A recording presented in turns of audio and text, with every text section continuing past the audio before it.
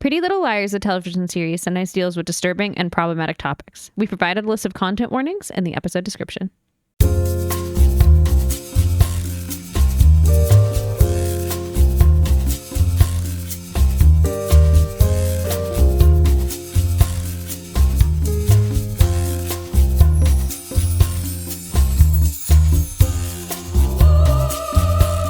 Welcome to Dead Ends. I'm Emily. I'm Brenton. And today we have 2 new episodes of Pretty Little Liars for you, and we're so close to the end. So freaking close. So close.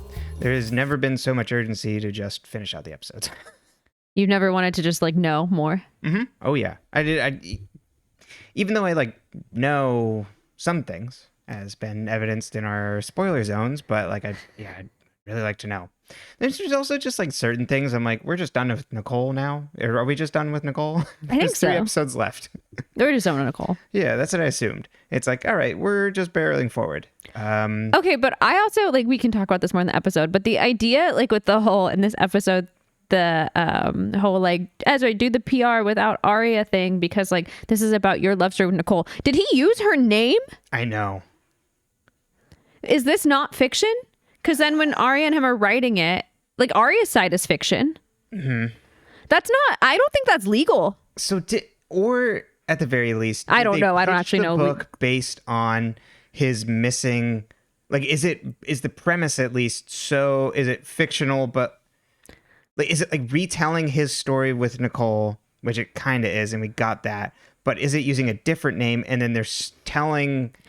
But they pitched it or they're advertising it as that relationship. Yeah, and it's here's the closure that he'll never get because she's missing. Mm-hmm. I don't know. What's interesting too is usually when you read a fiction book, on the inside it says the characters in this book are any resemblance or whatever is purely coincidental. Everything is fiction, kind of. There's a real phrasing for that I can't remember, but. Right. So I'm okay, so what's on the inside of this book? Just nothing. That Jillian, she's just trying to make a buck. Yeah, it's very interesting. I have a lot of questions about the legality of this. Once she was discovered, are they even allowed to publish this book without her consent? I know people can if you're a public figure, people can write about you without your consent. But as a private individual, can they? Yeah. Well, couldn't she sue for defamation or something? Yeah, libel. Probably. And how do you, if you were Nicole, how would you feel about this coming back? Well, she figured it out, but what, yeah, he wrote a book about me with his now fiance. Uh-huh. Oh, I'd be so pissed. Yeah. But his parents her parents, seem to be yeah, go for it. Well, you can't stop now. Yeah. And I understand. Yeah, it's also, it's all more complicated when Aria comes into the picture.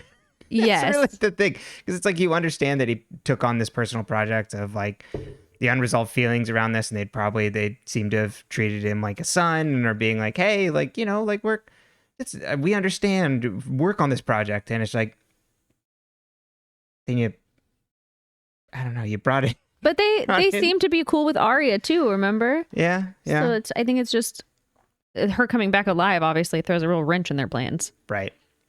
And even though as much as we're discussing this is not really the thrust of the issue in PLL. It's much more. Aria actually has a plot for once. Uh-huh. Outside of Ezra. Right. It's way more about her past with Ezra and going to the police. Yes. Which, actually, if we're going to focus on one of those things, fair enough. All right. Would you like to jump in? Yes. Also, fellow Mona besties, we're in some deep water this week. Highs and lows, but that's not to the second episode. He finishes the second episode and he goes, "Oh, it's not looking good for my girl Mona." I was I really don't remember thinking that when I finished that. I was we'll see what happens. Yeah. We shall see what happens. I love you. I love you too. But, that's the next episode. We don't got to worry about that yet. Season 7, episode 16, episode 156, The Glove That Rocks the Cradle. Spencer is being interrogated by police about her being at the Radley the night of burying Rollins. Spencer isn't backing down and acts aggressive. It's the police officer that I got spoiled Officer on. Barry. Thank you. I'm like, I never He remember brought the Hannah name. at the very beginning.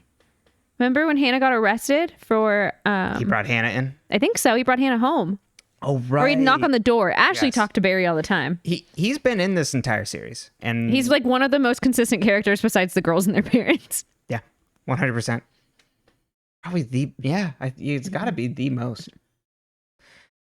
Anyways, she says, I don't recall, to a series of questions. I bet this is their way of bringing him in for the finale. Like, you know what I mean? Like, it seems like they wanted to bring everyone back. Totally, yeah. And Marco intercoms in to stop the interrogation. He steps into the room as Officer Barry leaves and turns off the video camera. He says he can't help her unless she tells him the truth, and he's offering her help. Spencer asks to go home. He tells her in 2 days he'll have the paper copy of the receipt for Rollins' card that was used at the Radley, and then he'll have a warrant for her arrest. Bum, bum, bum. If it has their signature on it. Right. But he doesn't say that. This is why you should just never sign your knows. receipts. That's right. I never do. I go, no thanks. Just kidding. Not even a little finger thing on the touchscreen. Emily surprises Allison with a bunch of baby stuff from Emily's old room. Sorry. Allison's attic. Yeah. In Allison's old room. Because I mixed up the names on this. Allison is happy about this, and she tells Emily that Emily can stay in the house for a little while, or like whatever. It's like totally cool. Grow up. You're having a child together. Emily found an old box in the attic with Emily's childhood decorations. Aria watches the deepfake video from the end of last episode on her phone, threatening, the Fitz document. Fitz comes downstairs with flyers for dancing classes for their wedding. Aria says she isn't sure about her schedule right now, and she can't commit to one. She gets a text. I did my quotes off camera, but you get what I was. Imagine air quotes there. She gets a text from Spencer saying Allison's house, now things went south. Aria goes to leave and Fitz asks if she's okay, and she cuts him off and is like, yes. Spencer tells the friends about getting blitzed at the Radley and using Rollins' card. Hannah grills into her, and Spencer's like, well, I was upset, and you had a pretty good view of why. And Hannah's like, oh, well, I didn't think about that. And it's like, dumbasses. Well, I can get she volunteers to get the receipts from the Radley. And he's like, you can do it during the staff training tomorrow. Fitz meets with Jillian for a press event. She gave him talking points around Nicole, and he asks how Aria's going to feel about this. And Jillian's like, well, you wrote the book about love, and then she was found, and so we have to go with this. And she is also upset that Fitz and Aria got engaged before the book was published. You know what? Fair enough. Jillian's like, I'm just trying to do my damn job. Haleb meets with the friends to tell them that the Radley security system can't be down for more than 10 minutes or else it'll alert the security company. He's just too damn good at his job putting this together.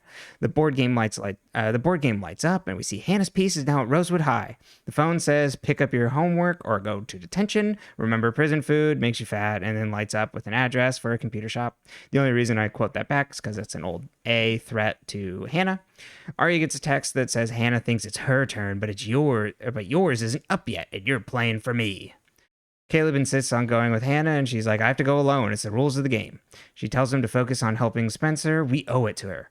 And he asks what that means, and Hannah's like, I don't think Spencer would have self-sabotaged if our stuff hadn't been going on, and tells him about being behind the door when Haleb went to the barn to break down and try and get her back. Haleb says, you don't have to take it out on yourself, Hannah. Emily and Spencer. Haleb feels absolutely no guilt about these decisions. He's like, oh, I should help Spencer because I like her as a person. Right. He's like, I thought Spencer and I talked and she seemed great. You know what my least favorite thing about this whole part is, and it's not really, I didn't really put it as a question for you, but the idea that Spencer, of all characters, was so upset over fucking Haleb that she sabotaged this entire thing is baffling to me.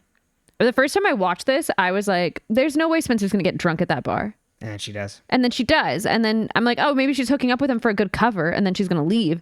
And then I'm like, oh my God, no, she's actually drunk. I thought it was a scam. Yeah, I do understand. No, I totally would be that weak of a person. Oh, but but I don't think Spencer would.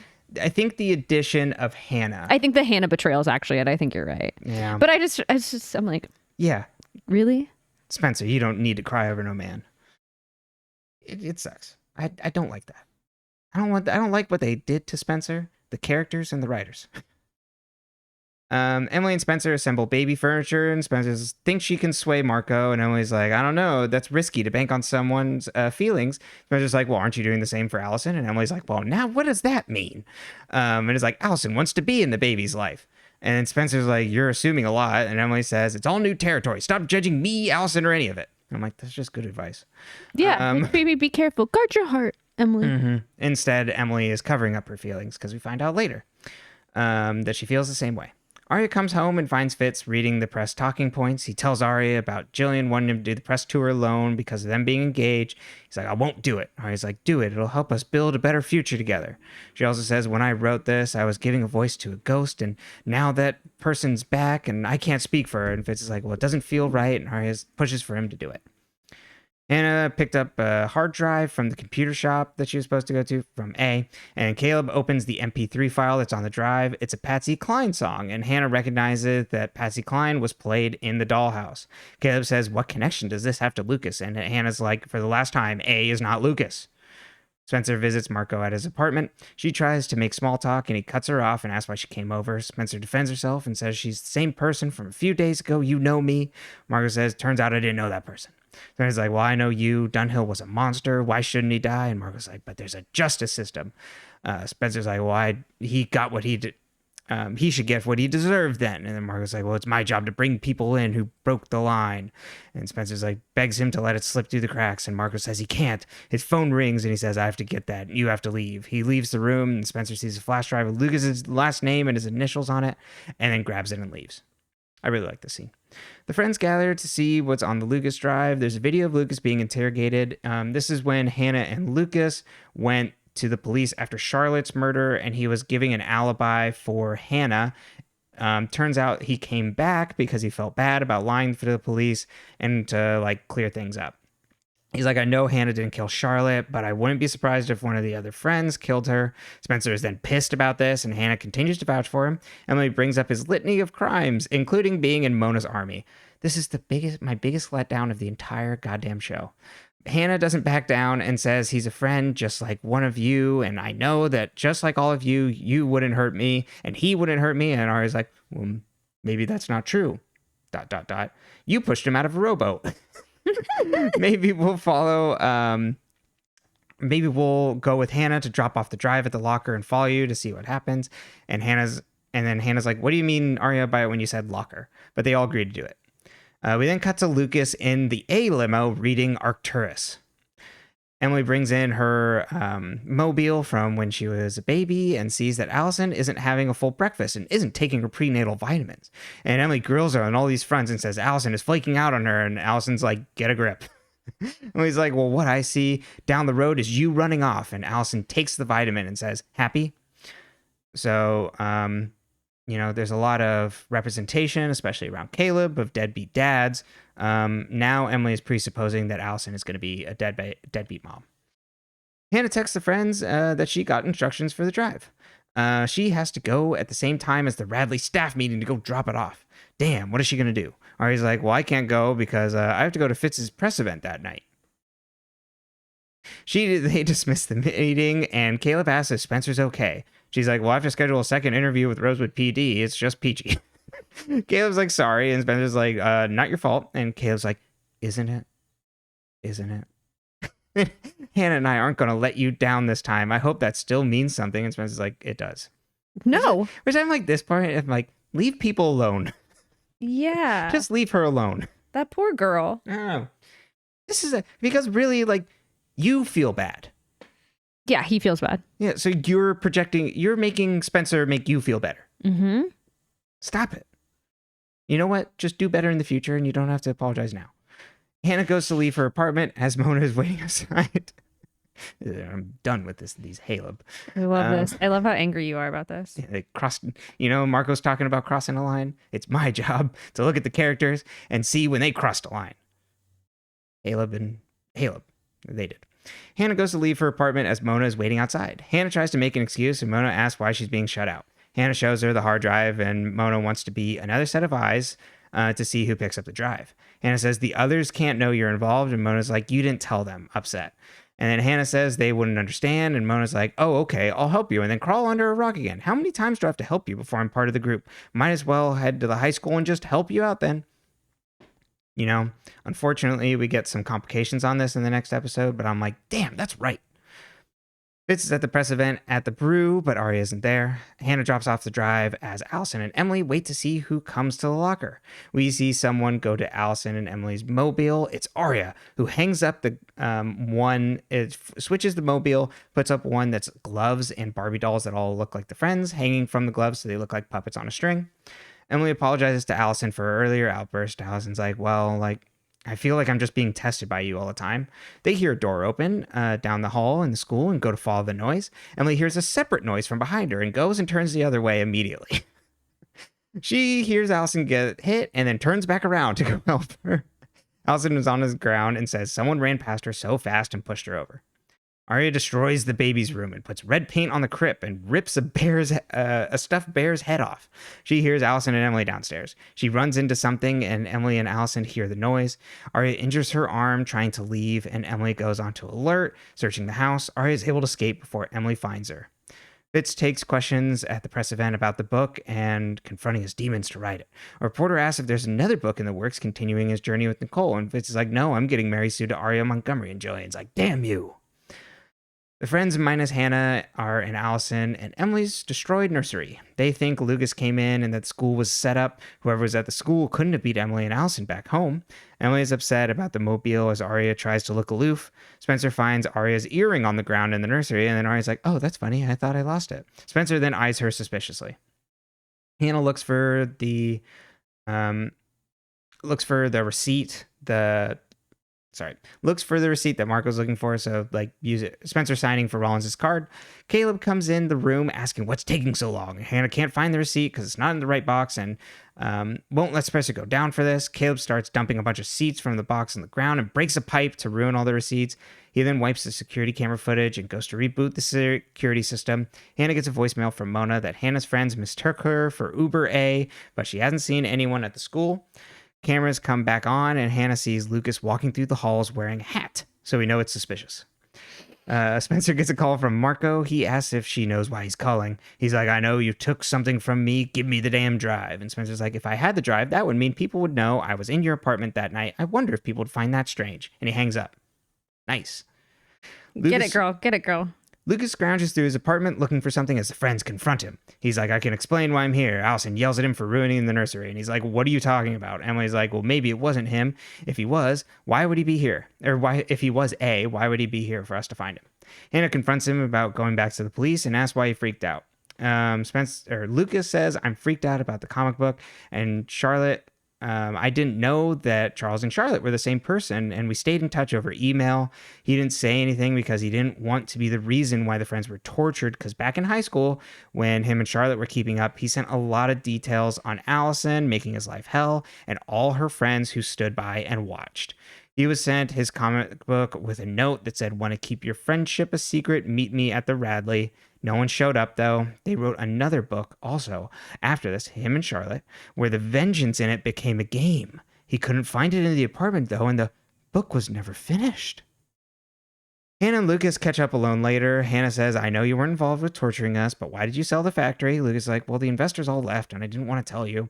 Hannah's like, well, I can't believe it. You've lost everything over me, and then what's worth losing all that over? And Lucas is like, you. Boo. Spencer is in an interrogation room again. Marco comes in and says, this will be short. At the Radley, there's a flood and the cameras are off. I'll have to broaden the scope in my investigation. Let's hope your friends are as lucky as you are. He called her in just to do this. Mm-hmm. I like Marco, but this is cheesy. Emily and Allison catch up afterwards. Emily says she was wild tonight and that Allison was wild tonight. And that she doesn't know why she felt that she had to protect her. You were just so wild out there. Allison's like, well, you always have. And then Emily's like, well, why did you push me away? And I was like, I don't know, but I'm ready to stop this and we can do this together. I want to be a family. And then tells Emily she loves her and kisses her. Aria comes home and notices a giant scratch on her arm and she lies on the couch and cries. A gloved hand has the second Arcturus comic subtitled, guess what it is? 3, 2, 1, Endgame. Ugh. I don't know why I find this so annoying. We see the It's like beating a dead horse. You know what I mean? It's like, it's too much. Like saying it once is fine. But that it's like every little thing. And then, okay, we see the A insignia on Arcturus. The gloved hand opens the comic to the empty page and then draws in Sharpie a tree and a gravestone at the base and starts writing, "Here lies," but we don't see the name. The end. Okay, so before we jump into this, Lucy Hale was on Jake Shane's podcast. I think it's called Therapist. Love it. And if you don't know who Jake Shane is, I'm sorry. Go on TikTok. But he's amazing. He's very funny. Anyway, so Lucy Hale was on. I'm just surprised like how big he is. Oh yeah, he's huge. Yeah. He's doing well for himself. We love it. Fair enough. So, Lucy Hale was on his podcast. I haven't listened to the episode yet. I don't usually listen to his podcast, but I'll probably go listen to this one. Not for any reason. Like I think his videos are hilarious. I don't listen to a lot of podcasts anymore.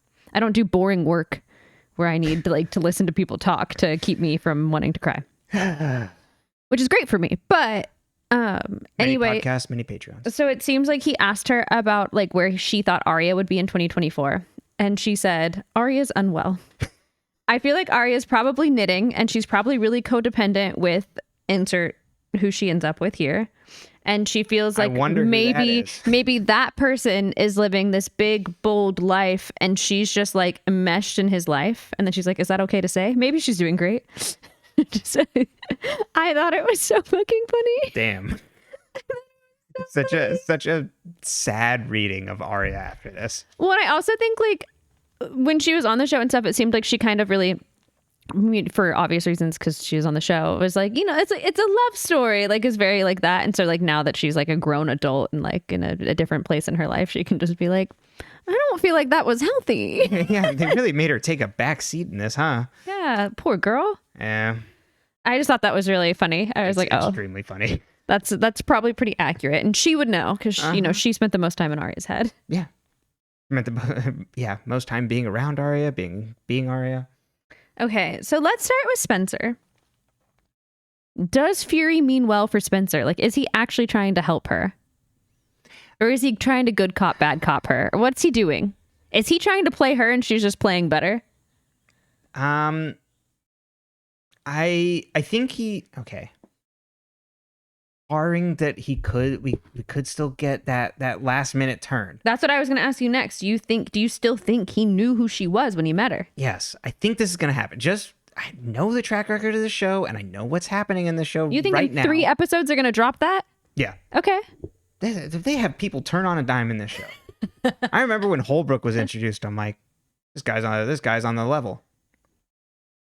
But okay, so I'm going to take that to the side. Okay. What we see in this episode is I really like it because it's just like classic cops, like cop fiction. Yeah, very like noir. Drama. Yes. And what it makes me think of is if they had him for the black and white episode. Oh, it wouldn't have been great. So one of the things Brenton said while watching this episode is it's so good when you see Troyan with a really good actor because she's a really good actress at this point. Mm-hmm. Not saying she wasn't before, but just like at this point you can feel a difference between the way she acts and the way usually the men she is in a scene with act. And she just can act circles around them was his exact quote. Because we were kind of discussing who we thought were like the better actors on the show. And like for us, obviously like Troyan's like top tier. And I think Lucy Hale too, because like they kind of have like a really, really grounded sense in like who their character is and like you feel it. Mm-hmm. It's harder to say with like an Emily, for example, because like Shay Mitchell was really green when the show started and because obviously she does really well, but the character doesn't give her a lot. No, there's not a lot for her to do with it. So it's hard to like judge that. But out of the men, which is what we really moved to, we were like, Ian Harding, you have to give it to Ezra. Ezra's Absolutely. The best out of the male love interests, best actor by far. Uh-huh. Because everybody else isn't getting much range on it. And you really do. You go from being like, this is a charming man who's also a creep to like he was so charming that it was so easy when you're watching the beginning of the show to start to overlook how inappropriate the relationship is. And then you get the whole turn and he's evil and you're like, oh, he actually does this really well. Like that repressed rage because he keeps secrets thing. It's actually like a really good like it's a romance trope, like where it's like he gets angry and you have to love the angry man anyway, you know, and you've got to love his dark sides and stuff. But like he does it really well. Yeah, absolutely. So I give him that, and I think that's why a lot of people shipped Ezra, was because they were both really talented. Yeah. And that's why I think, like, you know, as we joked, like when we were doing other pairings, it's like, okay, like Spencer and Ezra could have worked because you could see those actors actually like bringing out something good in each other. Totally. Whereas sometimes when Spencer's in a scene with a love interest, you're like, he's trying. Good Lord. Or like, oh Lord, he's trying. And like, that's once, you know, it has to do with the writing and the style and approach, and there's lots of it. But to celebrate this scene in particular, like to watch her when she's being interrogated, and then also when she shows up at his house, like you watch them have like a real like, oh, this would have been fun in a an old what's his name? What's the famous detective that has like we watched the black and white movie? You're that Humphrey Bogart plays? Yeah. Oh, Marlowe? God. Yes, Philip Marlowe. Thank you. You like something like that. Like you're like, oh, this is a fun play on that. Oh, absolutely. And obviously he's not Humphrey Bogart. You know what I mean? Like this isn't that. This isn't a film noir. but you know, obviously the show really likes those like classic black and whites, and likes noir because noir is like all throughout this entire show. So then you get like really classic setup here of Spencer being our point of view, but the femme fatale in this relationship with the detective. Fantastic. Oh, sorry. But anyway, so back to that scene. So it's really fun to watch her do that, like with him. And you're like, okay, like, how much do they know? And what do they know? And you can just see, I don't know what else this guy has done, but I'm like, oh, he's pretty good. Or at least he's good at this. Oh, absolutely. Yeah. I think a large part of like how much I like Marco is how good of an actor he is. Because it's very like, I've mentioned before, but like much more like, he's got a low key, like naturalistic kind of like charm to him of, and he can play those scenes kind of like a little like lower register of like, he's getting serious. But he's like up against the wall, like, even though he's obviously interested and involved with Spencer. And it's like, you can see his struggle without it being obvious. Like he's not being rageful. He's doing that like quiet anger, and then like also still trying to like battle his, and like Toby, when you're watching Toby battle his am I a cop or am I a boyfriend kind of energy, like it's not fun because you're just annoyed. But with this, you're like, oh, this man doesn't know what to do. But he's not telling us he doesn't know what to, he's showing us. Like it's actually like the show don't tell. Right, totally. You can get the conflicted feelings of like, well, I'm gonna have to do my job, even though it's like this is crushing, and the betrayal also. Yes. And it's delicious to watch him kind of try to seduce him, and like her just being like, can't you not be a cop for 1 minute? Yeah. And I'm like, oh, that's good. But it never works for poor Spencer. No. And he can't. That's what's so great about it. He's like, but he was a cop first. You know what I mean? Yeah. And he's like, this is his entire worldview, right? He's like, that I like stop the criminals from doing something bad, and I uphold the justice system. Like, and I can't even do that for you. And as much as I'd like to, but there's all these things that are like pointing to you being involved, and I keep finding more, and I can't ignore those things. It's, again, classic noir setup. But you still think he's going to betray her? Yeah, I don't want to ever say no, because I even though going by these episodes, it's like, yeah, he's just a like, you know, quote unquote, he's the detective that's out for justice in the way that he thinks that is which is through the investigation criminal system and all that stuff. Because even when he's reaching out to her, it is in the cop tones of like, I'm trying to help you, which would be essentially like, I could commute your sentence.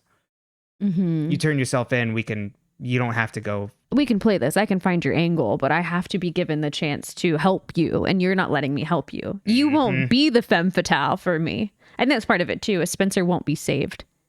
She's never trusted a man to save her. Yeah, that's again, this classic femme fatale good stuff. She's too deep. I think my favorite thing she does though is when she's like, well, if I had that thumb drive, wouldn't that insinuate that I was in your home at nighttime? with no one else there. Wouldn't that be interesting? Wouldn't people have something to say about that? Yeah. And he just Juicy. hangs up. Mm-hmm. He just hangs up. It's great. I It's love great. it. Yeah. As you can tell, I think we're both big fans of noir.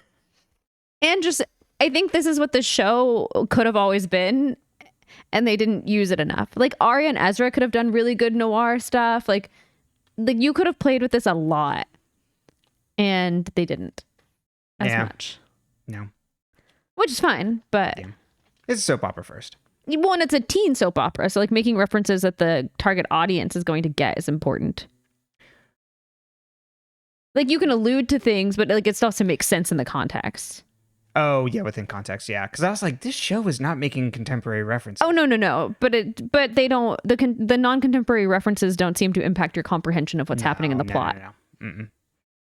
I guess you couldn't go super deep because I don't think the audience would have.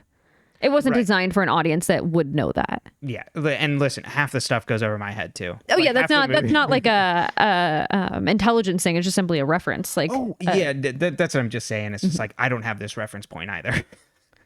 Okay, let's talk about Emily and Allie. They're playing house. Are we going to get an Emison happily ever after? Probably, yeah. But the father reveal is the sword of Damocles hanging over the entire thing. Who do you think the dad is? Again, I just don't have a clue. I can't put two and two of like what it would be. Okay. That's not like really horrible. Mm-hmm. What do you think they're going to name the baby? I don't know, unless it's Lyndon James's. Oh, good God. Right. I have no, like, I just don't know. Is the baby a boy or a girl? Girl. Absolutely. Name? Alalie. We're going to name it Emison. Okay. That's horrible. Anyway, let's go over to Aria. Get me out of here. Just to reiterate, I don't like this. I hate this playing house like bullshit because it's just out of nowhere. It's just that we have to like fast track to them going to like motherhood instead of just having like an easy relationship. It's like we have to automatically put them in some like it's like a forced proximity kind of like you have to be together. Yeah, some like accidental pregnancy is a romance trope that I don't tend to read. The book I'm reading right now, once again, we just hit there's a sneak attack pregnancy, and I'm just like, that's not my thing. Yeah. Oh, sneak attack pregnancy. It's like you're just having a book, and then all of a sudden they're like, bam. Oh, we're gonna have a baby, and I'm like, excuse me, I just want to know the original plot. This is the second book in a series, and we still haven't resolved the initial first page like thing that got me intrigued, which was like, where did this mystery book come from? Like, what are we doing? We have a vampire and we're having a baby. I'm very confused. It's so funny. But that's how I feel kind of with this too, where it's just like, couldn't we just not? Yeah, it's like we have to get everybody to some sort of end, all the relationships to like some sort of like end state. And what is that traditionally like? You're going to like cackle when you like get the end of this and then like the beginning of the next too. Like for when we start The Perfectionist. Oh. Like, you know what like where this ends up? Uh-huh. And like where it ends and then where that begins.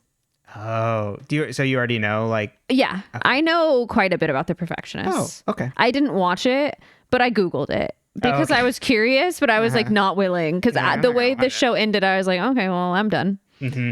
I think overwhelmingly that was most people. Mm-hmm. Okay. Interesting. Okay. Let's talk about Aria. Let's talk about what AD's having Aria do. Uh-huh. It's a little sketch. Yeah, it's pretty fucked up.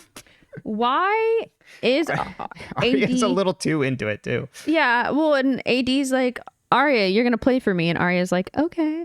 Like, is Ezra worth it? Also, you can't. I don't think.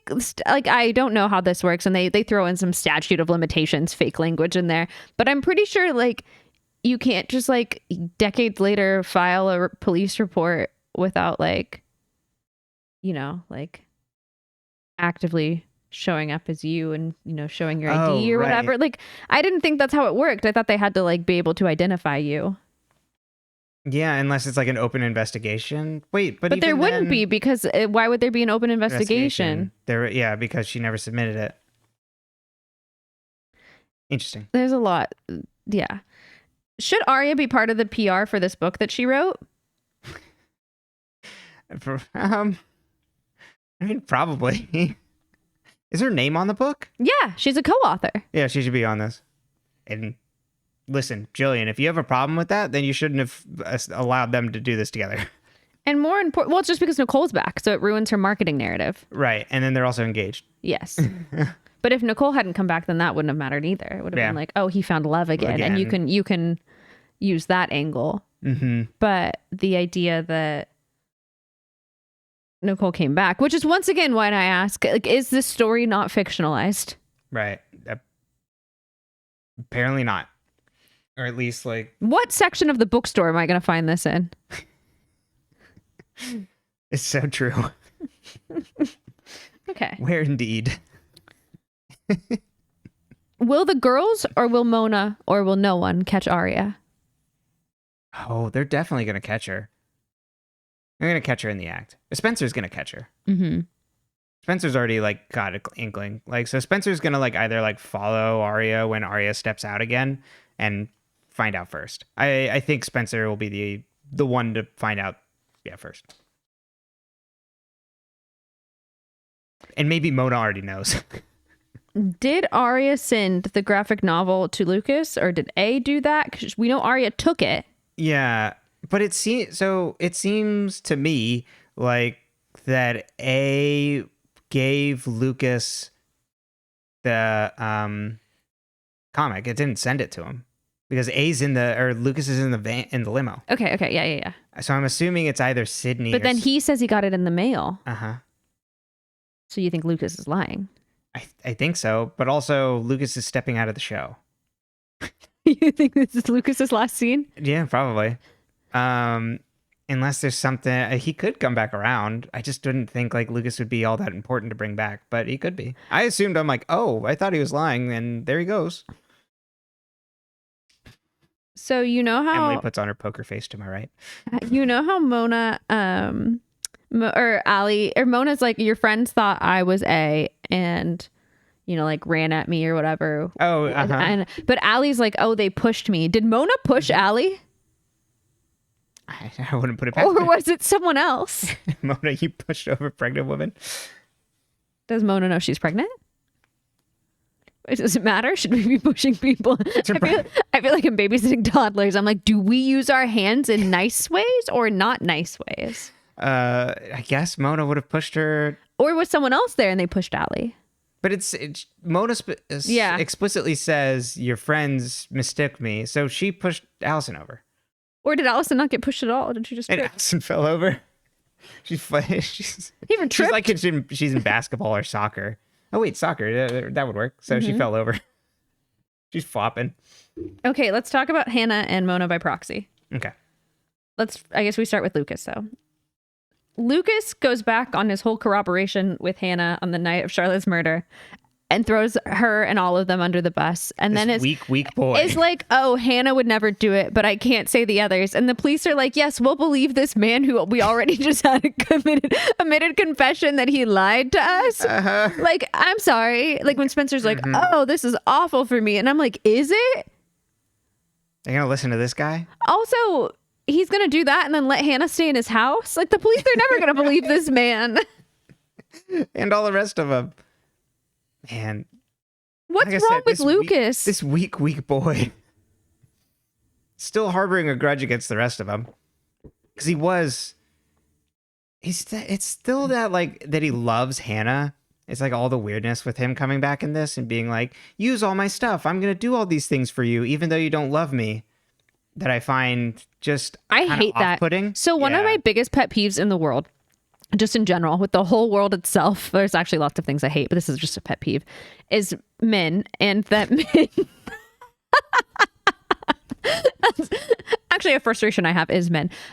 No, but is the idea that men think that they are allowed to somehow just be like entitled to the women that they like, and that they will feign friendship in the hopes that one day the woman will love them romantically.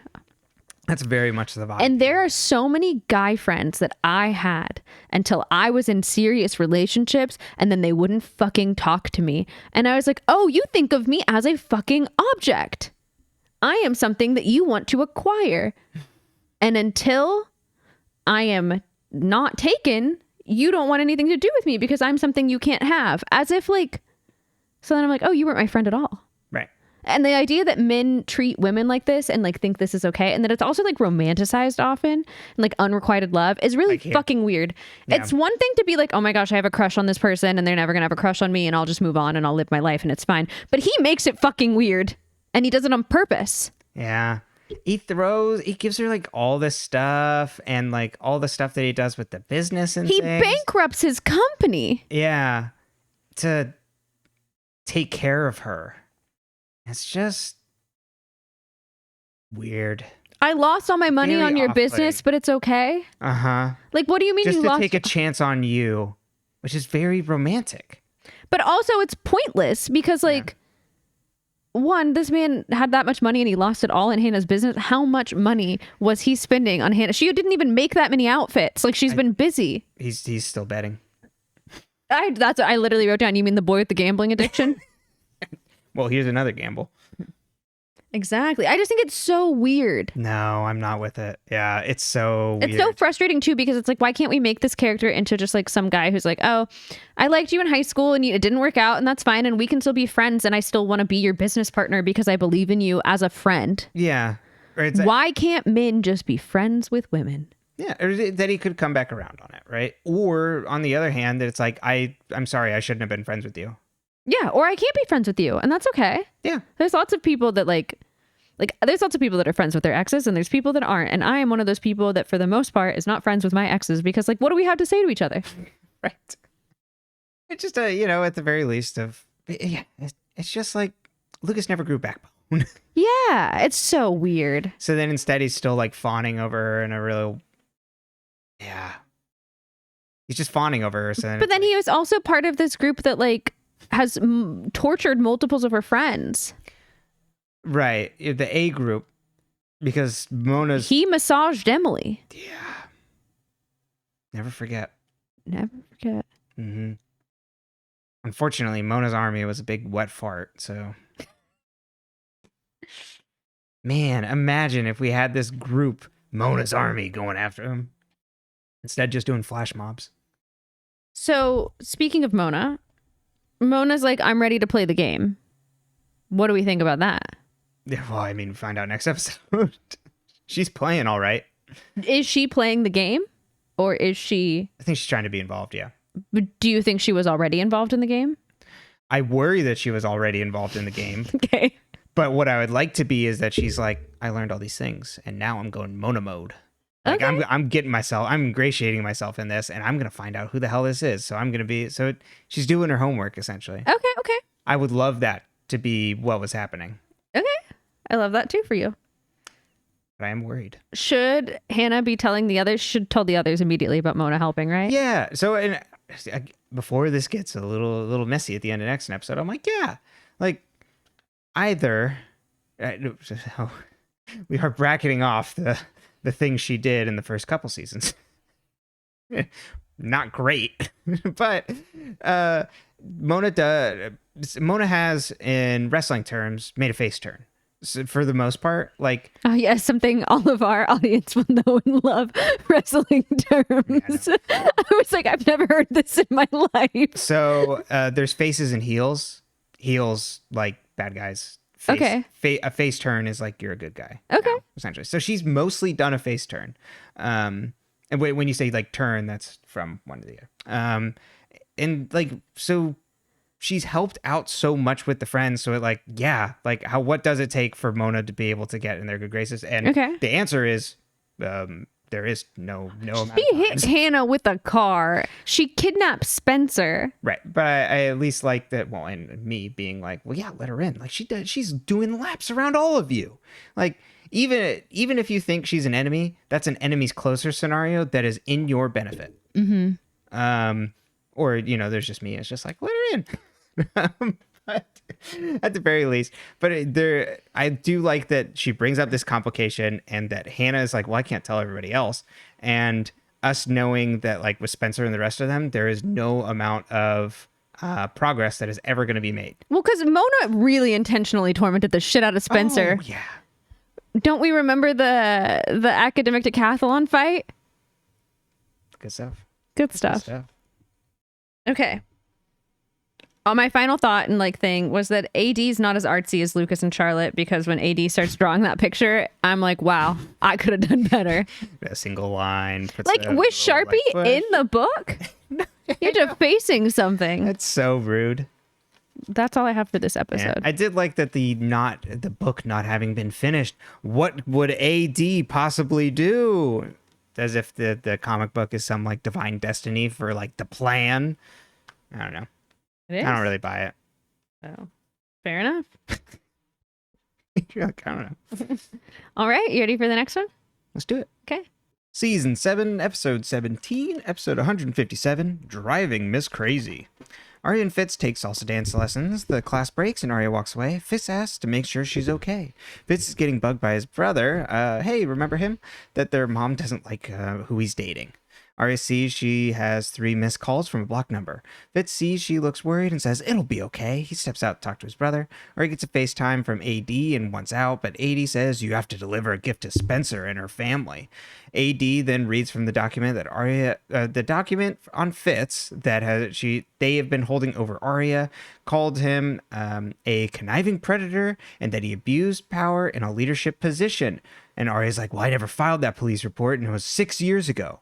AD says there's no statute of limitations. Deliver the gift. Hannah answers the door to Marco. He tells her about the flood at the Radley, and a witness saw her and Haleb at the Radley that night. Haleb rounds the corner, and Hannah catches him up. He asks why the police are investigating a flood. Marco says this is staged. He asks about Haleb staying at the Radley.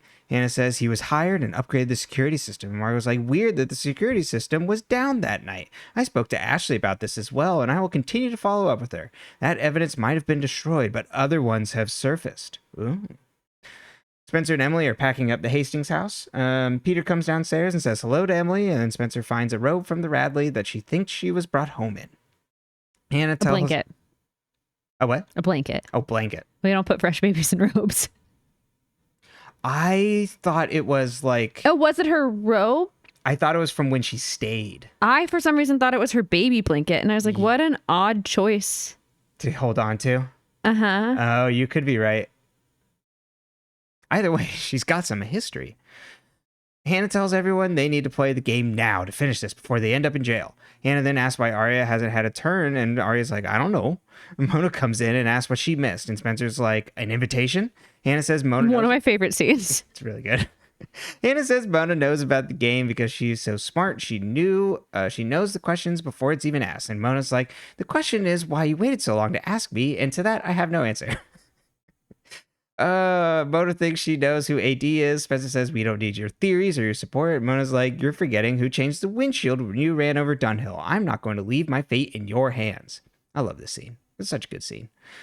Haleb sees Ashley in the Radley. She asks to talk to him privately. She was in a meeting with the police, and Haleb's like, I heard about this, but we have nothing to do with it.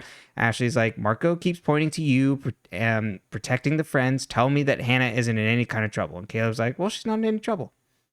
Aria comes over to the Hastings and brought food. Aria uses a phone to connect to the Hastings Bluetooth secretly and drops it in a box and heads off. Spencer then hears a voice recording between Peter and Mary. He is pissed at her for burying Jessica in his yard, and Mary's like, well, I had no choice. I knew what you two were planning. Peter runs in screaming about yelling what's going on and starts going wild. He's like, this is what happens when you open the door to a lunatic. He can't find the speakers and runs off. Veronica and Spencer look upstairs. After commercial break, Veronica asks if he knows who recorded the phone call with Mary, and Peter's like, I don't know, who knows? Spencer asks why Mary would think Jessica and him would want to kill her. Veronica is going to call the police, and Peter's like, don't. And Spencer agrees, and Veronica is surprised. Mona and Emily are at Allison's. Mona says you can tell Mona and Emily are at Allison's. Mona says you can tell Allison you love her in front of me. That secret's been out since we were in the brownies. Mona is A+ in this episode. She's just bringing it. Emily, and when I say bringing it, I mean annoying the shit out of everybody else. Emily is annoyed she's there, and Mona's like, well, you need me. I know who is Allison's fertility doctor, and that could also be the baby's daddy. You'll meet him tomorrow morning at 11. We're going as a couple. Hell yeah. Hannah knows that Ashley will know she's lying and is freaking out about this. Caleb says Marco can't prove anything. Fitz then serves the two of them coffee and is annoyed at people butting in on the wedding planning. Aria comes in and Fitz invites her over, but she's like, I'm going to go upstairs. It's been a long day, and walks away. And then Fitz turns to him and is actually pretty funny in this moment and goes, that's what a happy bride looks like. Mona and Emily are at the fertility doctor. Mona says Allison referred them, and Emily says Allison De Laurentiis. Mona's like, I understand you're able to work under an unusual arrangement for cash and no questions asked. He then tells them to leave. Hannah goes to... I couldn't quite figure this out when it was happening in the moment. We get more elucidation on this later. But she goes to like a shed, question mark? But it's essentially where they had left the shovels after burying Dunhill off the highway. And she's there to like try and find the shovels, but then a park ranger comes up and interrupts her. Mona and Emily leave the fertility doctor's office, and Mona stole a magazine that has the doctor's home address on it. Hannah asks the park ranger where the shovels are, and he's like, police took them. Could have been involved in a crime. Spencer finds the phone that Aria planted to play the voice call. She talks with Aria about it, and that her parents think Mary brought the phone over. Dun, dun, dun. She doesn't believe Mary would do this, though, and wants to tell her parents about the game. Aria's like, well, don't say anything. Like, let Mona work on this. Mona will figure this out. And Spencer's like, do you hear yourself? Fitz comes home and she hangs up. He asks if Aria's okay, and Aria's like, well, it's just Spencer on the phone. He tries to lift her and tries to get her to like listen to a song. He's like, I think this could be our first dance song. She looks sad, and he's like, well, let's be honest, there are things that I've done that can't be forgiven, and that's what's really like messing with you right now. You still have doubts about whether you can trust me, and I get it. Maybe there's a part of you that can never forgive me for taking advantage of you and your friends for a book. Fair enough. I truly believe we are stronger for having weathered these storms, and hugs her. Spencer leaves her house and sees Marco out front. He says he's there to follow up. Didn't realize that before that her and Caleb had been more than friends. That's a strong motivator to help you. And he's like, did us dating, he's Marco and Spencer, have anything to do with you needing a cop in your corner? Spencer says, next time, bring me into the station. I promise you'll be the one that's embarrassed. He leaves, and Spencer gets in her car. Mary grabs her from behind and says, drive. They pull up to the Lost Woods, and Mary wants to go inside to talk, but Spencer's like, I feel more comfortable out here. Why did you plant the phone in the house? And Mary's like, I didn't, but I did over here while I was waiting to see you. So apparently Peter running outside, he could have actually seen Mary. She didn't know she was being recorded, but the hospital must have done that. They did a lot of heinous things. Question mark on this, because like she wasn't in the hospital.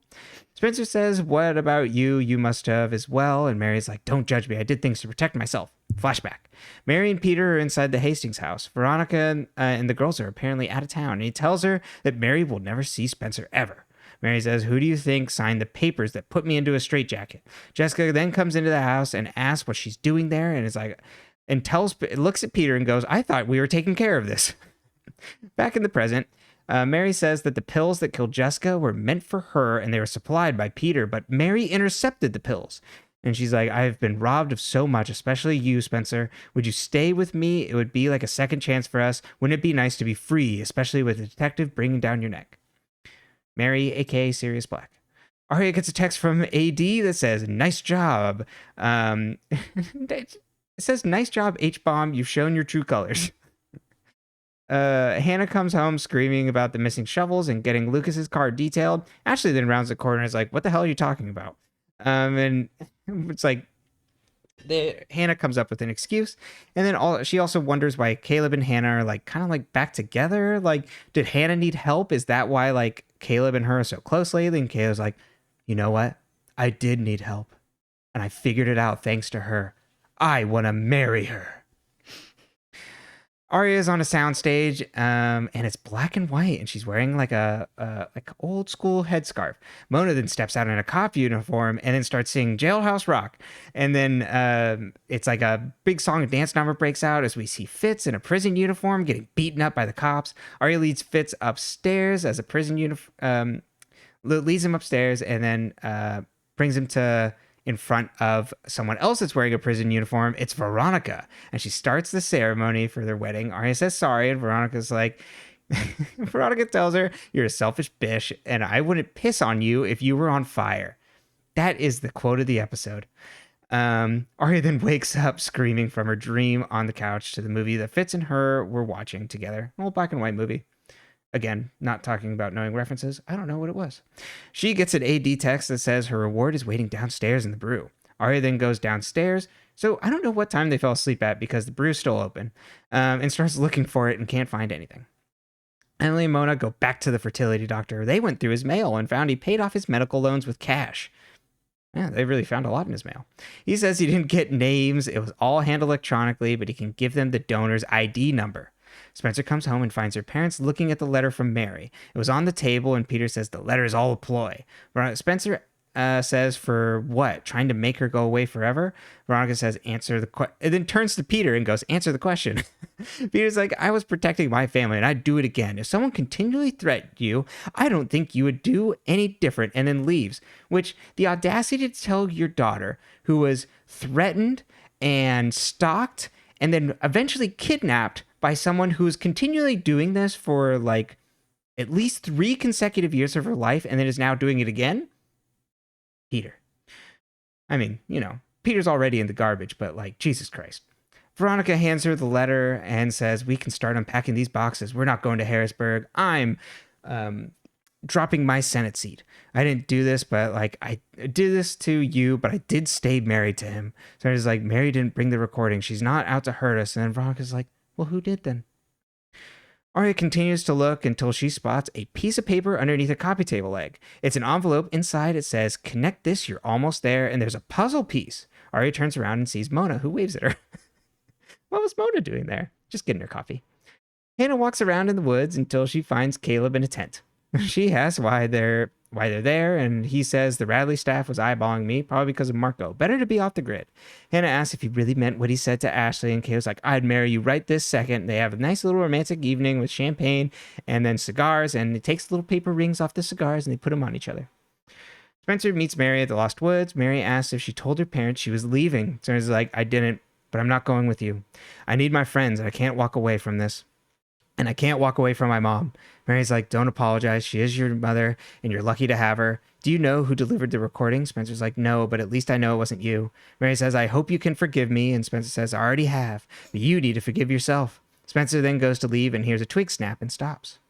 A hooded figure goes to the board game and picks up the phone and puts in a puzzle piece. The board and the phone lights up. The phone says, congrats, your grand prize is right behind you. We see it's Aria, and inside a vase is presumably her police report.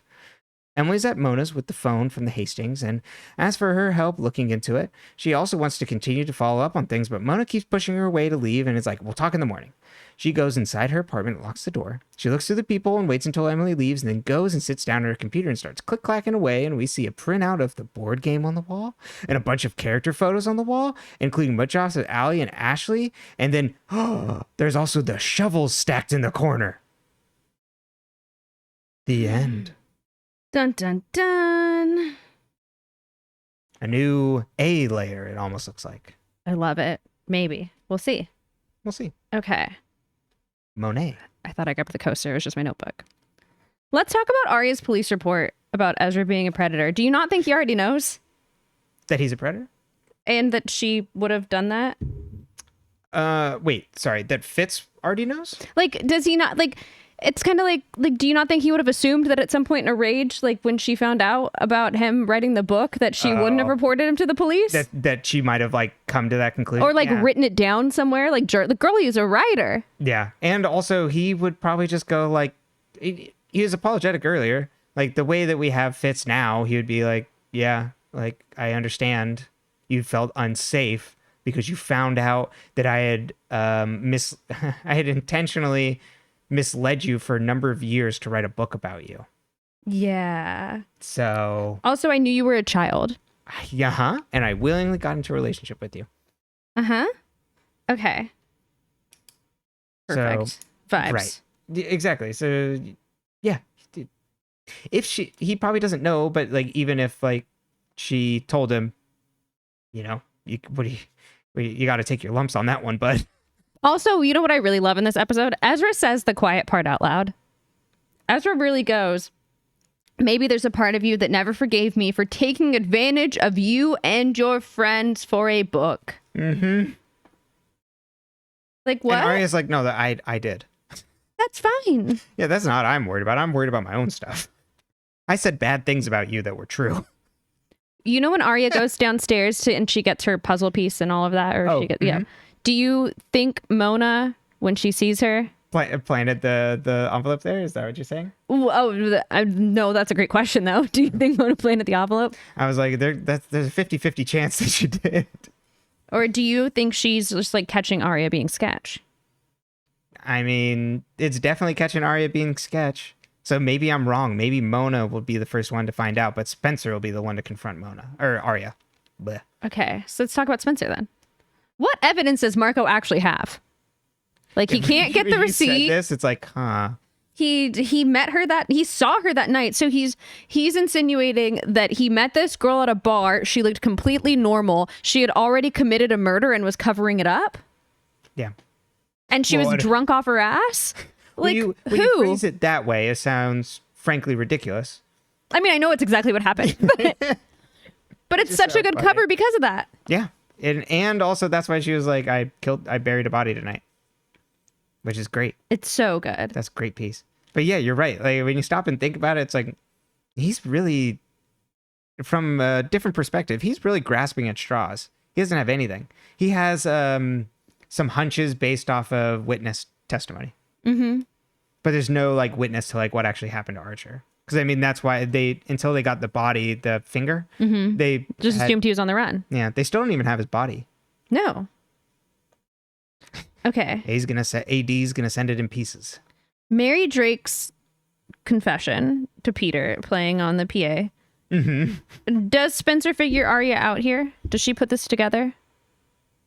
I don't think so. Okay. It didn't read to me like that Spencer did. How does AD have a recording from 6 years ago? Who recorded the call? Yeah, because like, where did Mary call from? I mean, Mary. Well, and then Mary tells Spencer she called from. The doctors were always recording the call, so she was calling from Radley. But that doesn't make any sense because she hasn't been in Radley since Spencer was born. Yeah.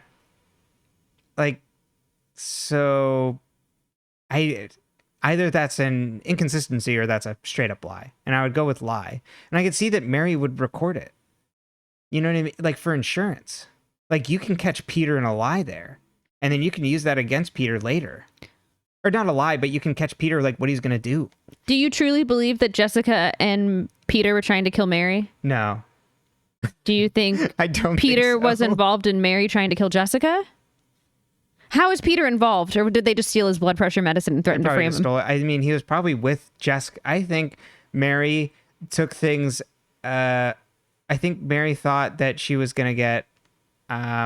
maybe institutionalized again or something, that Jessica was going to do something to her. And I think she assumed correctly that Peter was involved with that. I don't think they were going to kill her, though. And so Mary, I think, jumped the gun a little bit. Or Mary's just like, I'm so tired of my sister. Fair enough. You know what? Why don't you go to sleep forever? Families are hard. Don't commit murder. Thank you.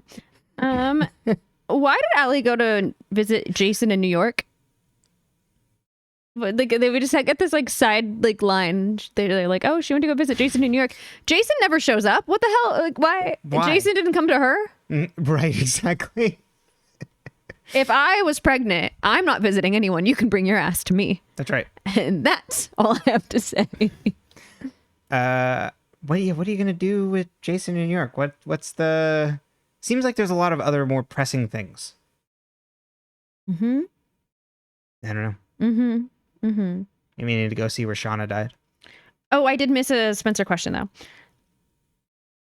I wrote him instead of Marco's name. I wrote him. Him. Accusing Spencer of knowing he was a cop when he was the one who was like hooking up with a girl he bought a drink for in the elevator is some shady shit, Marco. That's some shady shit. Can't be throwing that around. That's rude as hell. But him accusing her of that, does that further solidify your theory that he knew who she was? And so he thinks she was trying to play him as he was trying to play her? No, because I mean, that I feel I could easily. You know how you usually accuse people of the things that you do? That's true. I don't say, like, not you in particular, but just People. You. Everyone's like, we don't want to listen to this podcast anymore. They need therapy. This is taking a dark turn. No, but you know what I mean. Like when you don't clean the dishes. I've never done the dishes. But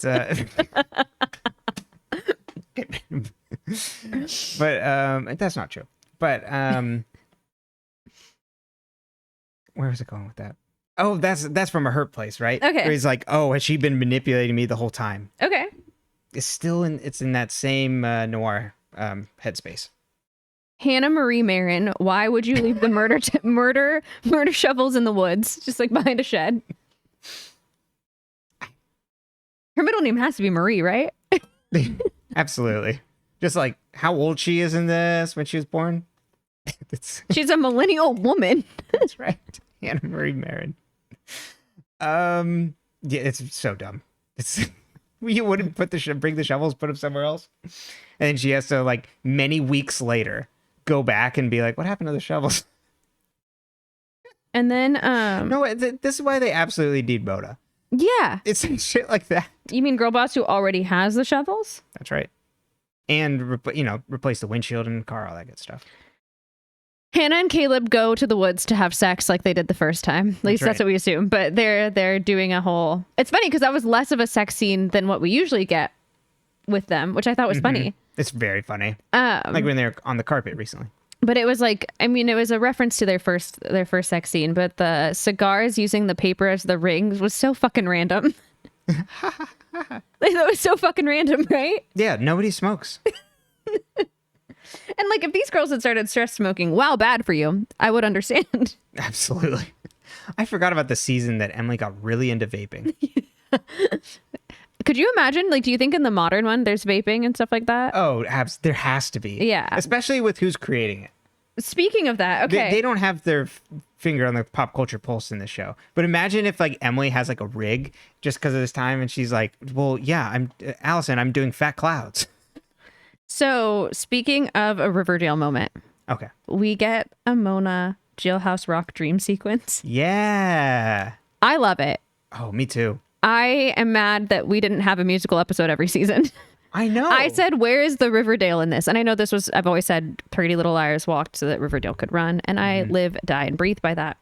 And Brenton did the other day say, maybe at some point we'll have to do Riverdale on the podcast because we reference it all the time. We reference it all the time. The unfortunate part would be that we would be miserable about half the time. Well, I don't know. If you're watching it to kind of like make fun of it, it's less painful than when you're watching it because the first season was really good and now you just can't stop because you're curious. Yeah, it's just in my memory. I mean, we're not going to just come in and make fun of it. Like, we got to take it seriously. We got to do the work. Not make fun of it, but like you get a good laugh out of it. That's true. Yeah. I'm sorry, they get superpowers. It's actually one of the better seasons. That is true, yeah. It's a great time. It might be number 2. Yeah, I just remember Chad Michael Murray gets in a fucking rocket. And it's not even what you're thinking of if you haven't seen the show. And I will not spoil it for you, but it is amazing. I just remember, it could be all right. I just remember there's a lot of episodes where it's just like, ugh. Mm-hmm. Yeah, I don't know. We were also watching them one at a time because we were waiting week by week. Yeah, that's true. That's true. So yeah, I don't know. Maybe doing a podcast on it would be different. Let us know if you want us to do Riverdale. Oh, let us know if you don't want us to do Riverdale. Yeah, that's it. Yeah, both ways. What's your temperature? How are you feeling? We're feeling a little weird. Speaking of weird, Mona's here to party. That was my note. Oh, she is. I did love, you already said it earlier, when Mona's like, what did I miss? And Spencer's like, an invitation. Like, and I know you were so excited for Mona to be there. Yeah, but that isn't really good. But Mona being there is it's such a funny dynamic because it's so... 5 is just, it's awkward for the girls. And it's like, it's an awkward, you can't pair off in the same way. And all of a sudden you've got Mona. It's the same thing I think when Allison's back. You know what I mean? Like it changes the dynamic of the group. But then when you add 6, you got evens again. But Allison wasn't there. They don't ever do all 6, I feel like. You usually only get 5. Yeah. Or if it's like the Or Aria's away at college or camp or something. Or, you know what I mean? Like we send them somewhere. I was gonna say it's like around the mid-season finales or the finales, like right around mid-season or the beginning of seasons, where it's like everybody's here. So Mona grilling the baby doctor, 10 out of 10. Oh, it's so good, and especially also her and her getting this all set up and then making her and Emily pretend to be a couple. So funny. Yeah, because Mona just is so good at this episode. Is just like twisting the knife on everybody because she knows there's a thing or two about him. Do we think we're gonna find out who paid off the doctor and who the donor is via the donor ID that now Mona has? Next episode, yeah. Oh, okay. Or at least next podcast episode. Okay. Well, yeah, we're probably gonna get what's gonna happen is the next episode's gonna open and Emily's gonna be like, yeah, we got the donor ID, but like Mona can't find anything yet. Mona's not here this episode, but maybe episode after. You know what I mean? Like where they do that, where they tease like some bit of information and then that character is nowhere to be seen and they never directly address it other than a brief line where it's just like, it's being worked on. Mm-hmm. Why is Mona sending Emily away at the end of the episode? Why isn't she just being like, let me talk to you about this now? Oh, I guess Mona's got computer shit to do. She's got to go get in earlier. Mm-hmm. She's got a bunch of shit to do there. Yeah. So I hope that this is Mona taking things into her own hands to try and get ahead of things. Mm-hmm. My worry is that she has been involved with AD for a long time. Mm-hmm. But I like the idea that like Mona was it shown the game by Hannah and then just going on that addiction metaphor just tumbles right down in the hole. Usually I'm not like at all into using addiction as a metaphor, like for like in this case where it has like essentially talking about like torturing people is somehow an addictive things that it's like, ooh, I just scratch that. Playing the game. Is like this, it's about like, outwitting the other smart person. I think it's like chess. Like it's supposed to be like a metaphor for like you want to be the best and the best manipulator. Well, and people are your chess pieces. Mm-hmm. It's a wizard's chess. We hate J.K. Rowling, but we can't. I mean, I already referenced that Mary is Sirius Black anyway. So that's true. Yeah. Being like, come away. Okay, wait, we're going to table that just for 1 second. But I am into that Mona. It's just like ridiculous enough that it's like, this is not a good metaphor, but like just ridiculous enough that if Mona got like tumbled back in, like I'm back in, I got to get all my computer monitors out, would be great. All right. Before we go into Theory Corner, did want to say, if I were Spencer, I'd probably run away. With Mary Drake? Yeah. I don't know if I would. Look at who. I mean, it would be, you would feel bad for Veronica because Veronica truly a victim in all this, but it makes you look guilty. That's fair, but like you're gonna be off in London. I'm pretty sure like if you go to London and you've committed a crime in the US, they will send you back. Like I think in the UK and the US have one of those agreements, but I don't know for sure. Not in PLO. That's true. I don't actually know. Everybody escapes to London. Yeah, I'm pretty sure they would. We're pretty close. We're pretty good friends that way. Which is ironic because, we did break up with them. See, this is why you shouldn't be friends with your exes. I've just caused diplomatic issues. That's right. But I mean, maybe time to get away. There's a lot going on. And you know what? Why? You don't need to play the game. You got an out. But we know A can follow them to London because A put blood in Spencer's bag. Yeah. That's true.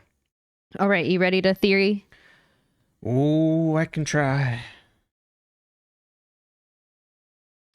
Let us step into...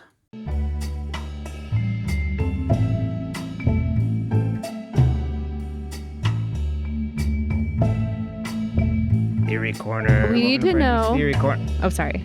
Sorry, you introduce yourself first. Welcome to Brenton's Theory Corner. Is there anything else? Welcome to Brenton's Theory Corner. Okay. We need to know who is the father of the babies. We need to know. Can you give me these one at a time, actually, just so I can... Well, hold on. I was just going to give you all your... We need to know who killed Charlotte. Okay. And we need to know maybe what's going on with Mona. Okay. Anything else that we need to know? No, I think that's... Because we now know who Charlotte's dad is. Yes. Pastor Ted. Congratulations. Ted. This is so good. It's so good. It's the most random... It's like not good storytelling. No, it's awful storytelling. It's so bad. I couldn't remember who Charlotte's dad was when we were talking about it on the podcast. And my friend Sabrina had to text me and be like, it's Pastor Ted. And I was like, oh, you're fucking right. Who? I was like, I couldn't have given that one away if I tried until like maybe 3 weeks before you got the reveal. No, yeah. I was like a month out and I was like, I'm going to have to Google who it is. Mm-hmm. I think I did have to Google it too. Like I keep forgetting. Like I never remember that it's Pastor Ted. Why?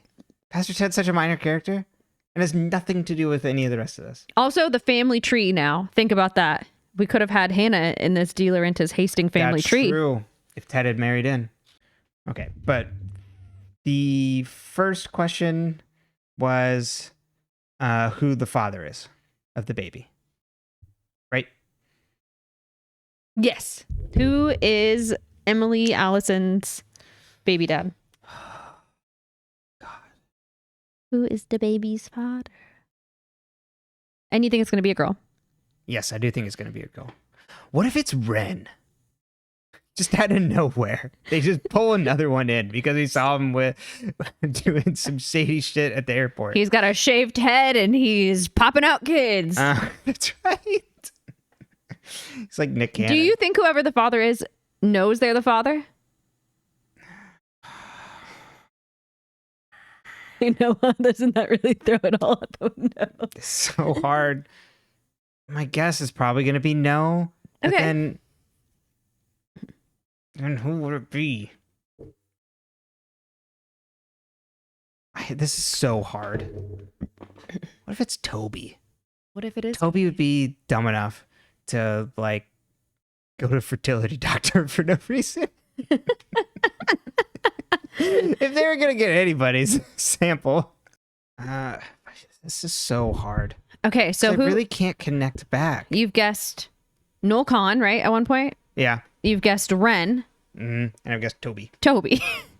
What a crew! Mm-hmm. What if it's Caleb's? Oh, that'd be fun. But like, so here's the thing that makes this so hard is I don't see a reason for like anybody. Mm-hmm. I don't see what could possibly like rattle them. You know what I mean? Yeah. Unless it's like, I don't know. Unless we get a reveal that someone is also parentage of someone else, I just don't know. It's so hard.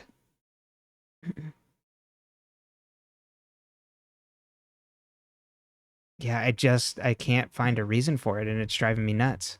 All right, so if I was gonna have to force rank, what about one of the parents? God, it's like Peter's. Well, like, 'cause, you know, like, did they have samples? Was there IVF? You know, like, was anyone a IVF baby? Right. I mean, I guess it could be that way. All right, actually, we're gonna pull as someone it's probably gonna be someone that's connected to the rest of them. So I'm gonna say Fitz, number 1. Oh, that's fun.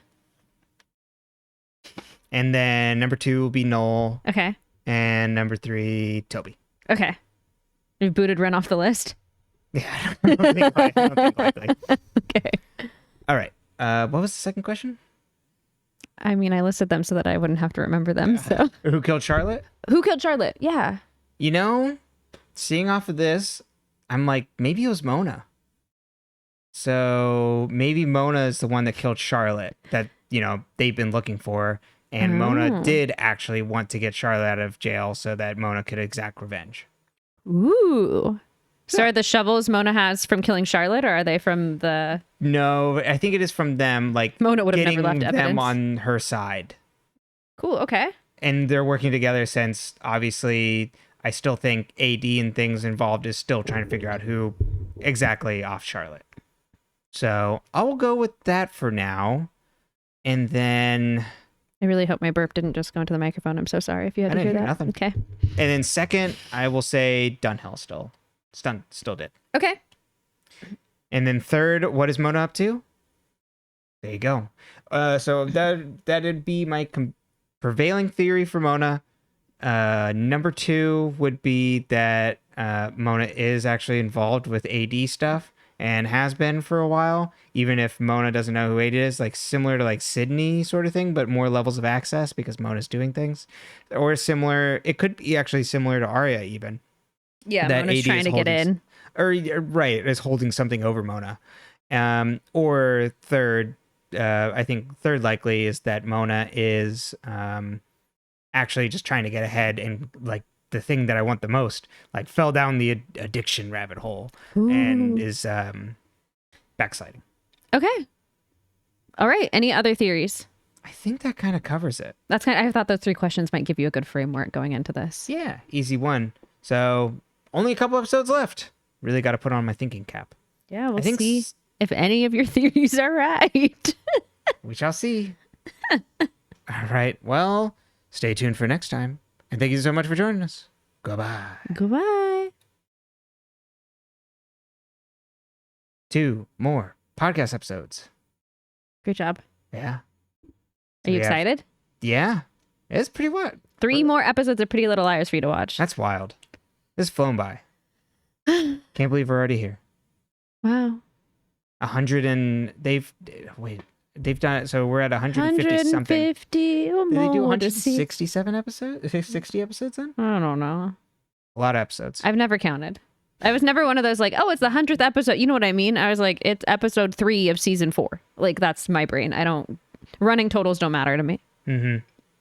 I need words. I don't know these numbers. It's number too big. Number very big. Number is too big. Yeah. Well, I mean, I've been pleasantly, I've at least been enjoying this back half of season 7. Even if I think after the time jump, it's like, It's just different after the time jump. Like, it doesn't have the same vibe. Yeah, it didn't have the oomph for a while of just like, not much is really happening. Mm-hmm. For, 10 episodes. More than 10 episodes. Yeah, there were a lot of really like kind of buffer episodes. Yeah, and you're just like, come on. But Great we shall see. I'm proud of you. Thank you. You've made it so far. Yeah. And you haven't even cried once. Nope. Yeah.